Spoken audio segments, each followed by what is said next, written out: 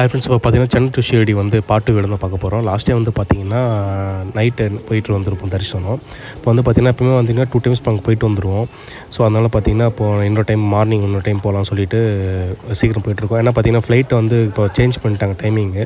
So 10க்குள்ளே அங்கே இருக்கிற மாதிரி இல்லாமல் 10:30 ஏதோ நம்ம அங்கேருந்து கிளம்பிடணும். இப்போ நான் இப்போ வந்து 7:30 இருக்கும்.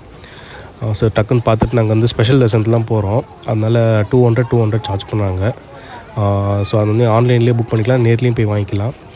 இதுதான் பார்த்திங்கன்னா அந்த நான் சொன்ன பார்த்தீங்கன்னா நேற்று லாஸ்ட் வீடியோவில் ஆஞ்சநேயர் கோவில் வந்து மூடி இருந்துச்சு, 7 மணிக்கேக்குள்ளே மூடிட்டாங்கன்னு சொல்லிட்டு. ஸோ அது பார்க்கலான்னு சொல்லிட்டு அந்த கோவிலுக்குள்ளே போயிட்டுருக்கோம். இங்கே வந்து பார்த்திங்கன்னா செம்ம வைப்பாக இருக்கும்.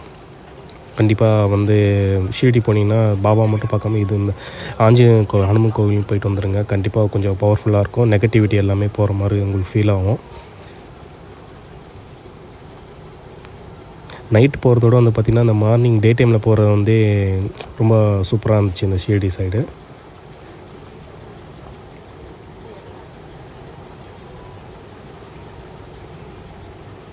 ஸோ உள்ளே வந்து வீடியோ அலோடு இல்லை, அதனால் வந்து இங்கே நான் ஸ்டாப் பண்ணிட்டேன். அப்புறம் வந்து பார்த்திங்கன்னா போயிட்டு ஆஞ்சநேயர் கோவில் போயிட்டு வந்துட்டு அப்புறம் எதனா பர்ச்சேஸ் பண்ணலான்னு பார்த்தா பர்ச்சேஸ் பண்ணிவிட்டு அப்புறம் நாங்கள் வந்து அப்படியே பிரேக்ஃபாஸ்ட் சாப்பிட்லான்னு பார்த்தா அங்கே ஃபுல்லாக இது தான் அந்த வடைப்பாவு அந்த மாதிரி தான் இருக்கும். ஸோ நம்மகிட்ட இட்லி விற்றுருந்தாங்க. இட்லி வந்து ரேட்டு பார்த்தா இந்த சைடு வந்து ஒரு 50 ருபீஸ் விற்றுருந்தாங்க 2 இட்லியே. ஸோ நம்மளுக்கு அது அதிகமாக இருக்கிறதுனால என்னடா இது சொல்லிட்டு நம்ம வந்து அங்கே வந்து எங்கள் வடைப்பாவு இந்த மாதிரி ஐட்டம் தான் நல்லா இதாக இருக்கும்.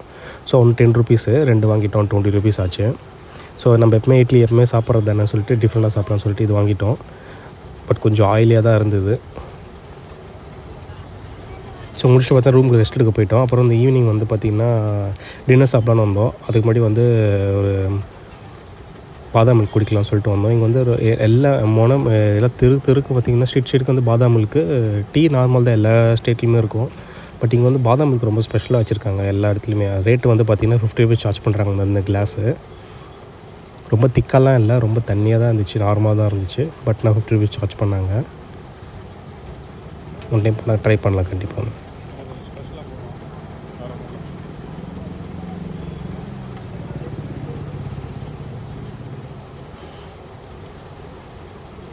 அப்புறம் அப்படியே நாங்கள் அப்படியே குடிச்சிட்டு அப்படியே நாங்கள் ஒரு வாக் போயிட்டு அப்புறம் பார்த்திங்கன்னா சாப்பிட போகலான்னு சொல்லிட்டு எங்கேன்னு பார்த்தோம்னா நம்ம சாய் சாகரே போயிடலாம். அங்கே போயிட்டு கொஞ்சம் ஃபீலிங்காக இருக்கும். ஸோ ரேட்டும் வைஸ் வந்து ப்ரைஸ் பட்ஜெட்டாக இருக்கும்னு சொல்லிட்டு நம்ம அங்கேயே போயிட்டோம்.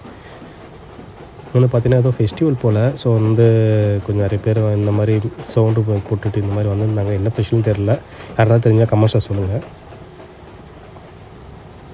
சாய் சாகரே போயிடலான்னு சொல்லிட்டு போயிட்டோம். வந்து ஒரு பன்னீர் பிரியாணி ஆர்டர் பண்ணியிருந்தேன்.